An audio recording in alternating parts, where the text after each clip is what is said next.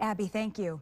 Cleaner water, cleaner air. It is all part of South Bend's new sewer plan. The goal is to reduce the amount of sewage dumped into the St. Joseph River. WSBT-22's Suzanne Spencer did a little bit of digging on this today. Suzanne, this will come at a cost to taxpayers, though.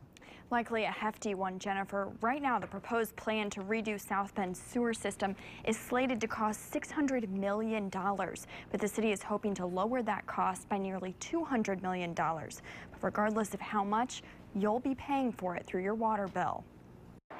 No matter the season, the St. Joseph River is a backbone of Michiana. The river has always been a great resource for the city, but the way it's been a resource has changed over time. And before it was for industrial, it was a place to dump your waste, and now it's totally different. It's an aesthetic quality that promotes economic development. So it's places that people want to live along the river because it looks nice, and they want to put businesses there. But that river is in for a big change.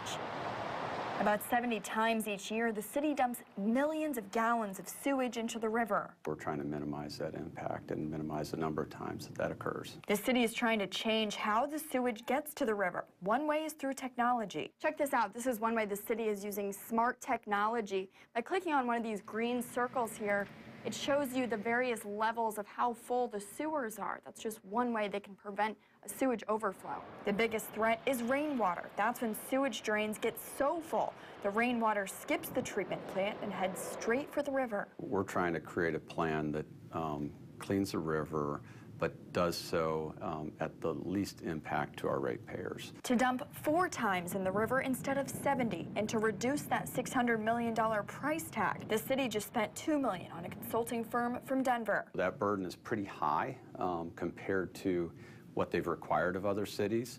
Because that burden is high, it's pushed the cost of the program up. But this isn't just happening in South Bend. Dozens of cities around Indiana are trying to restructure their sewer systems to avoid the same problem.